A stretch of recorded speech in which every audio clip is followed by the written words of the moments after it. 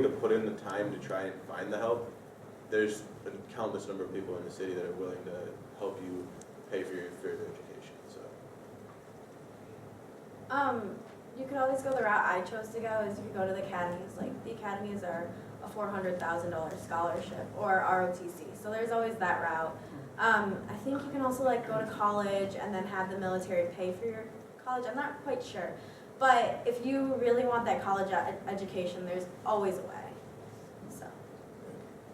I'll share too. I mean, there is, the cost of education is just growing and growing. We all know that.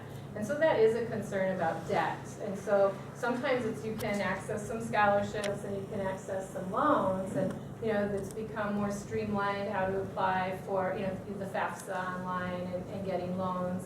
But to come out of school then with the type of debt that some students will hold, it's important to make a commitment to keep the interest rates on loans down and try to make loans still available to students and then help them land jobs afterwards that will help with some repayment. So it is an issue. I think it is a concern for many, but we do definitely try to help as much as possible through our student services with information about ways that you can offset some of the costs.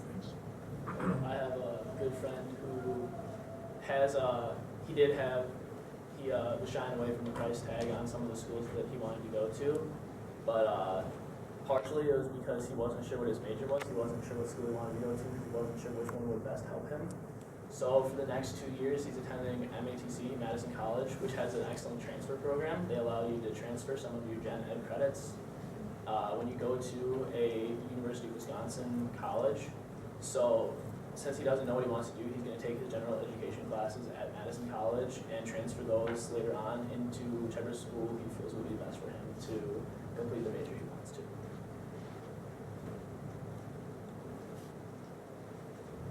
May we answer any other questions? Some of you mentioned Athletes Committed. I think you said you helped start it. What's Athletes Committed and why is Athletes Committed?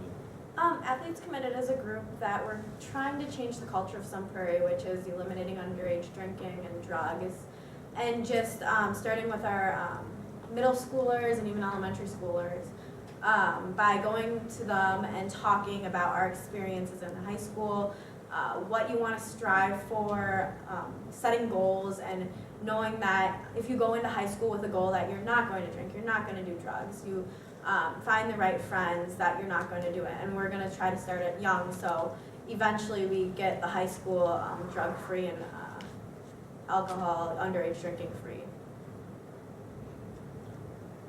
One of the things that Athletes Committed also does is hangs posters around their school showing, students that are members, saying that they are committed to not being involved with alcohol, not being involved in the destructive decisions. It's the purpose of the club is similar to SAD, Students Against Destructive Decisions, in that it's supposed to provide strong role models in a community that you can become a part of that will really support you in your decision to not engage in behavior that is dangerous for you and the community. So those of you involved, have you found it to be effective with your peer group? Not necessarily our peer group, because we started it as like when we were in high school. I think it may be more effective for the years coming up, just because that's what we're targeting. We have these things called dry parties, just for like one night. Everyone comes there, and like it's just, if people are drinking and partying, then that's just one night they aren't. And so we're trying to get people to go to that. And I think it's one of those programs that will grow over the years. It's not necessarily going to be implemented and everyone's going to, it's not all going to magically happen. It's one of those things that will take time to really work.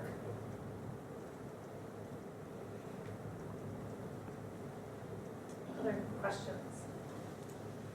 I work at a financial, and one of my things that my financial does is they really try to get into the schools and teach about financial education. So when you do graduate, you're ready to have a debit card, know how to handle your money. Can you tell me what you were given in the school to be prepared for those sort of things, for void fees when you go opening your accounts and things like that? Go ahead. Oh, I was just going to talk about, we're all required to take an economics course, and through econ there's something called Reality Rocks, and that's where many businesses and different people from the community come in, and it's just basically growing up in a day, and you have to go through everything that you'll have to go through, from paying bills to paying loans to getting gas, food, clothes, houses, and just the different ways to do it. Before that, I knew how to write a check, so that was one of the things you definitely had to learn how to do. And just learning how to use a credit card was a big thing. We all think, oh, swipe it, we'll pay for it later kind of thing, but it really showed you how much you'll have to pay and when you'll have to pay it, and just like different credit scores, we learned about that, and so econ really helped with that aspect, and we were able to learn what we'll eventually have to live with every day. There's also like accounting classes you can take at the high school.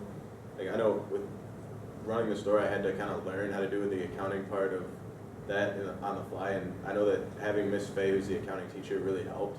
Because like if I had questions about why something didn't line up in the like reports, she would be able to answer that for me. So there are people that can help you and will explain to you how to do things in the future if you need that.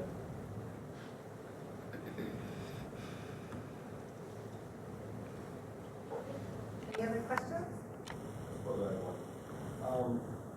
Within the program that Sun Prairie High School offers, do they have anybody that helps you really define like lifestyle, like what you want to have down the road 10, 15, 20 years versus just, a lot of you are talking about going to college, going for a certain degree in a certain field, and a lot of that's what you're going to do. That's going to provide a set of results that then will define your lifestyle. Has anybody gone through, because I know a lot of people that's usually the tripping point, where they say, hey, here's what I want to do. I go get an education, learn how to do it. Now, I've got a degree, I spent a ton of money to get it.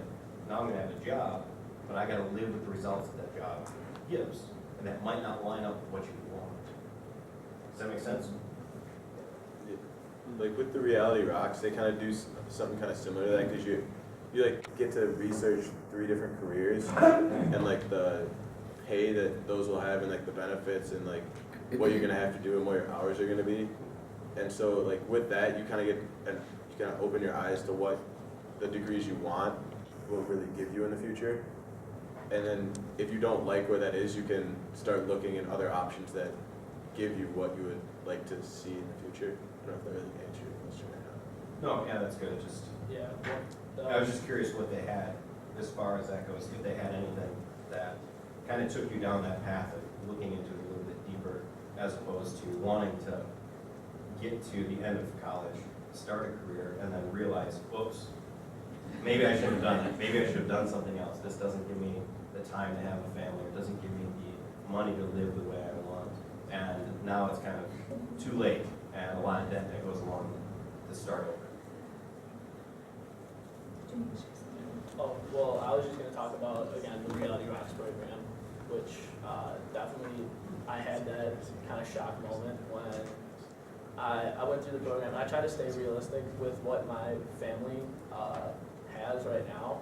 Like, in the house that I've been, like, one of the houses they had as an example house was actually in my neighborhood, so I could buy a house close to the house that we had, a car close to the car we had, and make the payments on those, see how much those would cost to live in, and I ended up being pretty short on money by the end of the experience, and it really taught me about how much money I need to make to live the lifestyle that I'm accustomed to, and the career that I had picked for that was making a little bit less than that, so it was kind of an eye-opener seeing that I'd need to, not necessarily pick a different career, but research further, see how I could make more money in the career I wanted to, or, like you said, needed to flip around and pick a different job to live the lifestyle that I am, I guess, used to.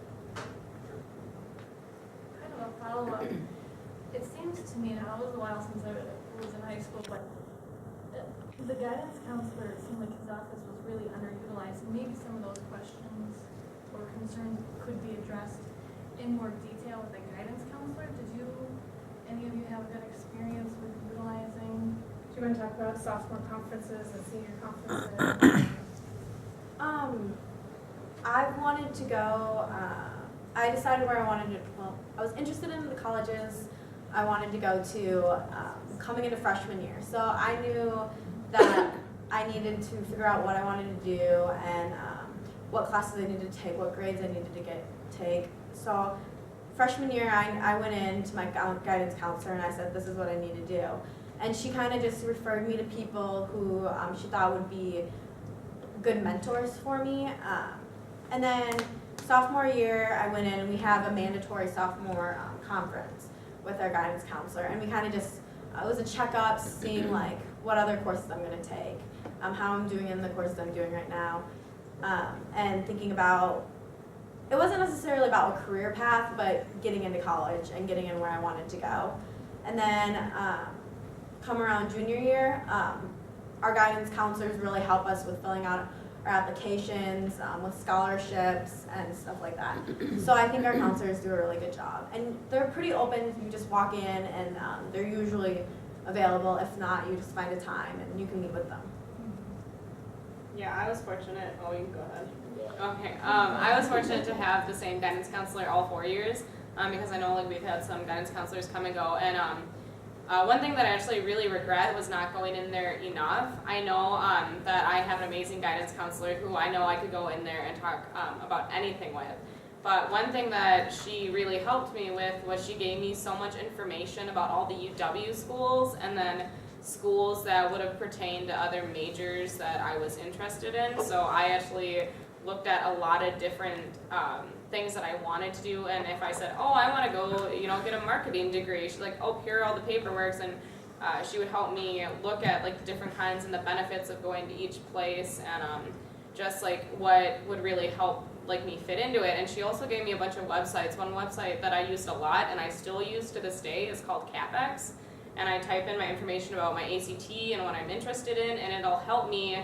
I could type in any college in the United States and look at how many kids go there, full-time, part-time, the male to female ratio, and what the average cost is, and what my chances are of getting in with all the other information I have. And then I was also able to use another website, the College Board website, which is also linked into our APs, and I was able to see different, like this can answer your question too, different professions and how much they would make and what I can do, and like what is public relations and how can that be broken down into different categories. So she was just able to give me a lot of information and like help me along the way with choosing like what scholarships I could apply for and other jobs and opportunities I could have. I wanted to say that my experience was very different from both yours and Tori's in that my guidance counselor is always busy. He always has a student in the room with him all the time. If I want to meet with him, I need to schedule an appointment. But I can schedule an appointment whenever my study hall is and get in with relative ease by the next day usually, and have the meeting I need to with him. So I would say that the guidance counselors are definitely, if the guidance counselors in the offices were rather empty, that's changed a lot. The guidance counselors are always busy, as whenever I go in there, we have 5, I believe. 4 guidance counselors, social workers, psychologists. Yeah, every room has a teacher and a student, and they're talking about some aspect of high school or college life at all times, I'd say. There's always a way. It's a very utilized resource in the school. You talked about sophomore and senior conferences. My sophomore conference was not that productive in that it's kind of supposed to serve as a wake-up call. Hey, you need to start thinking about college, and I already was, so it was more of a pat on the back than anything. But my senior conference with one of our new counselors, Mr. Karsh, who I like a lot. He's very energetic. He's ready to help all the kids. Very energetic. And we went over my college options, and he was genuinely excited at all the prospects that I had. I'd been accepted to a couple of really good schools, so we were talking about all of the steps I needed to take to get into the school that I needed to get into that I hadn't, and what I needed to do scholarship-wise. And he was just high energy all the time, ready to help at a moment's notice whenever he was needed. And then I left, and the person who had the meeting with him afterwards said he was the exact same way with him. He's very energetic, very excited for all students at all levels about the possibilities that they have. So I think he did a really good job. I know my counselor, my sophomore meeting was like, it wasn't very productive like Tom's. Like, I had already started to think about college a little bit, but I didn't really know what I wanted to do or where I wanted to go. I just started like looking into different schools. But then I know my senior meeting, my counselor was Miss Seaman, and she really like showed me the colleges and like showed me where I really could get into and what was realistic for me. And that was a really big wake-up call, because like I'm not gonna be able to, like I have good grades, but like she showed me that to get into like some of the schools I wanted to, it wasn't very realistic because of the size of the colleges and then the high standards that they have. So like they're there to help you, and they're not gonna tell you like, oh, you can get into any school you want. They're gonna make sure that you know your options and that they're realistic for you, and they're not gonna like make you set you up for failure by giving you false hope or something. I think they usually say, have one dream college, one for sure college, and then, something in between. So they try to give you a couple suggestions there. Did I hear you say that Reality Rocks is a required class for all high school students? Yeah, it's part of the econ class. Econ, okay. And that's required then? Yes. We also offer AP Econ too, so you can do that. Any other questions? Would you expand on the block scheduling? Sure. Right now, the high school is on a traditional schedule, so we have 7 classes a day, and they're 52 minutes each. A block schedule is when you have somewhere between like 70 minutes, 80 minutes, 90-minute classes, and you usually run 4 in a day. And instead of a course going for an entire year, like 36 weeks, you have a class that goes for a semester. So you're doing a year's worth of study in 18 weeks instead of 36. So what are the pros and cons? So some of the great benefits of block is that you get extended time studying something. So if you're doing a lab, for instance, it's not like 52 minutes where science teacher's introducing the lab, you're getting all the materials, you just get your sleeves rolled up, you just get going, and the bell's about to ring, you have to clean up. So you really get to sometimes get to the meat during those 90 minutes, so that can be great. Another plus is that instead of trying to balance 7 classes of homework, at most you only have 4 in a day. And as Jesse mentioned, sometimes there's a lot of opportunity for you to actually start applying what you're learning and get guidance from a teacher right there before you get home and you're like, I'm not really sure how to answer this question.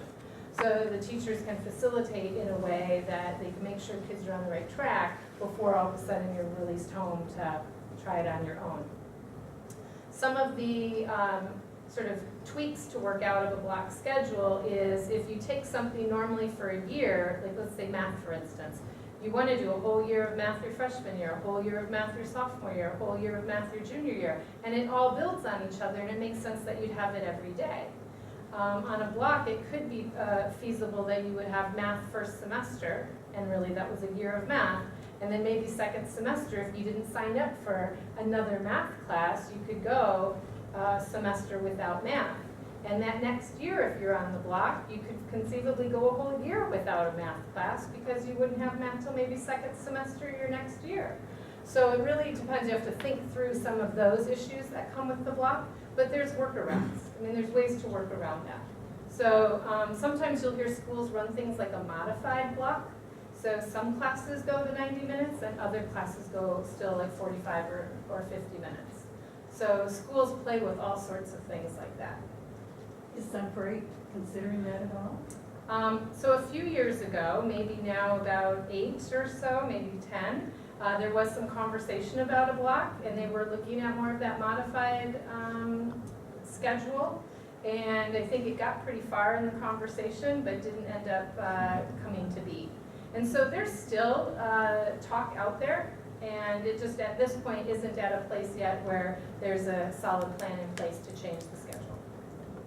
One thing I'd like to say about block scheduling is I have friends from La Follette who have done the block schedule, and a couple friends in Minnesota whose classrooms don't work on the block schedule, and they don't like it because, like she said, they go long periods of time without taking some core subject matter, and they forget a lot of it over that period of time. And it's especially detrimental for AP classes.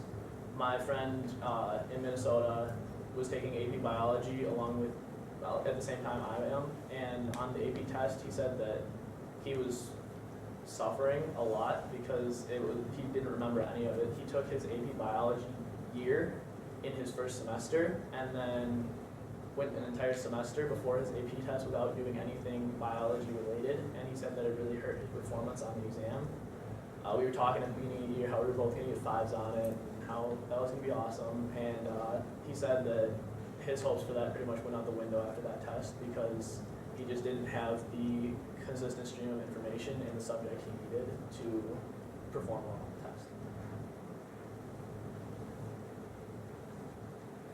I don't have a question. I'm not from Sun Prairie, but I have an office here, but I see 5 outstanding students and young people with great attitudes and great confidence in speaking, and I really appreciate their sharing, and they obviously got a great teacher, moderator, mentor here too, so that's great. It's really been outstanding for me, and they'll all do great.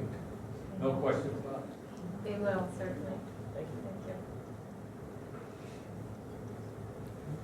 All right.